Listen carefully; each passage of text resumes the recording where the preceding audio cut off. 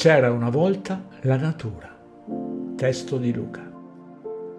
Da più di qualche migliaio di anni oramai non viviamo più in un mondo pienamente naturale, ma è stato sostituito da uno culturale via via sempre più complesso.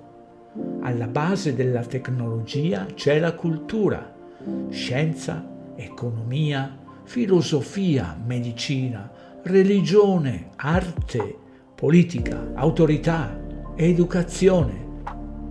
Sono tutti figli nati dalla cultura. Generazioni dopo generazioni questa cultura si sta sovrapponendo alla natura fino a renderci incapaci di riconoscerla. Questo avviene attraverso i simboli, l'arma principale della cultura. L'introduzione di simboli nella nostra vita va ad incidere negativamente sulla nostra percezione del reale. Il reale viene sostituito da simboli e poi passato sotto forma di cultura.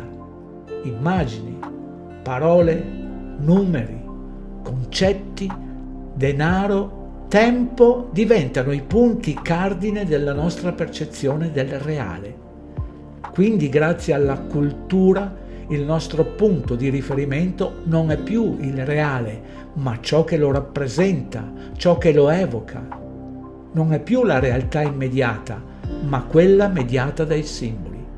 Ad esempio, tutti sappiamo che l'immagine di un fiore, nella loro rappresentazione simbolica, non è un fiore, ma nonostante ciò la cultura ci abitua a considerarli fiori attraverso raffigurazioni emblematiche e ci fa credere che possano esserlo.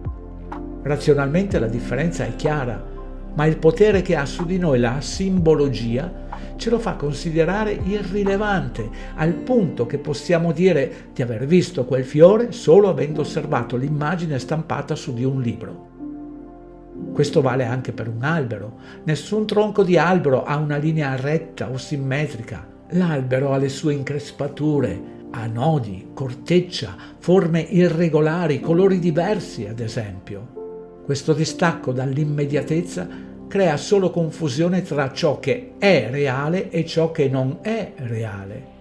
Nel nostro quotidiano, continuando a considerare i simboli come fossero reali, non riusciamo più a distinguere tali cose. Tutte le immagini ci sembrano reali. Ci sembrano reali nelle parole di una lingua, nei numeri, nel tempo meccanico dell'orologio, nelle istruzioni che riceviamo, nelle leggi che approvano, nel denaro, nelle credenze in questa o quell'altra idea, nelle religioni e così via. Il culturale diventa naturale, mentre il vero naturale scompare sempre di più dalle nostre percezioni. La cultura la possiamo paragonare ad un guanto che indossiamo tutti i giorni per toccare la vita. Il gesto è sempre quello, ma cambia il contatto diretto con il vivente. Più il nostro approccio verso la vita sarà attraverso l'uso di questi simboli, cioè i suoi concetti, preconcetti, tabù, giudizi, marchingegni vari, più il mondo naturale, reale, si allontana da noi e diventa sempre più incomprensibile.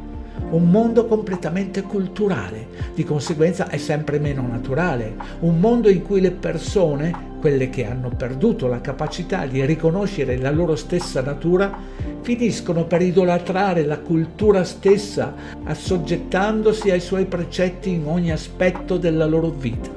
I simboli sono strumenti molto potenti, servono per sostituire il reale con uno prefabbricato, imitandolo e che sia più facilmente controllabile rispetto al reale, completamente manipolabile.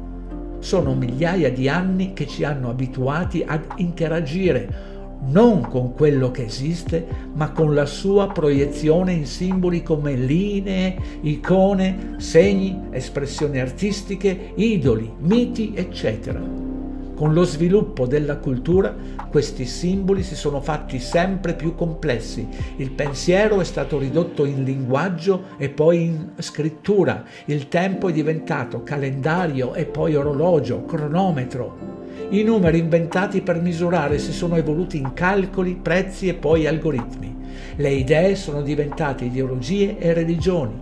Col passare del tempo e sovrapponendosi sempre di più alla realtà, questi simboli hanno cominciato a strutturare la vita sociale. Oggi viviamo, comunichiamo e ci esprimiamo più attraverso i simboli che nelle relazioni dirette con altri, attraverso apparecchi quali smartphone e piattaforme social.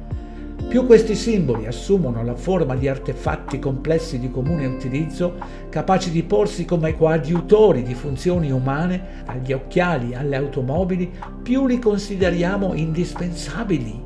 Nel tempo si sono trasformati come protesi, appendici sempre più incarnati in noi stessi, estensioni delle nostre limitatezze. È così che la cultura si è trasformata in tecnocultura, aprendo la strada all'era digitale. Ci stiamo allontanando sempre più dal nostro essere naturale, diventando utilizzatori assidui e portatori di congegni. Siamo letteralmente esiliati dall'essenza della vita e viviamo una condizione di estrema disabilità. Eppure la visione di questo nuovo mondo innaturale non si discute.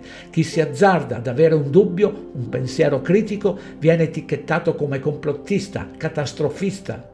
Viviamo nell'immaginario dello schermo, tutte le macchine sono schermi, l'interattività dell'uomo è diventata uno schermo, ci stanno riducendo ad essere miseri indossatori di applicazioni tecnologiche, mossi da automatismi indotti, sempre più divisi, disorientati dagli altri e da noi stessi. La tecnocultura ci fa credere di sapere tutto, di capire tutto e di poter far tutto. Email, smartphone e social ci impediscono di acquisire le più comuni capacità di relazionare con altri faccia a faccia.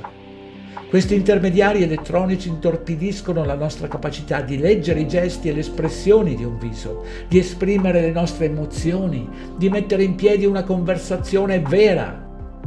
Il paradosso è che Internet viene spacciata come una tecnologia sociale per comunicare, ma al contrario induce ad una diminuzione del coinvolgimento sociale e del nostro benessere psicologico.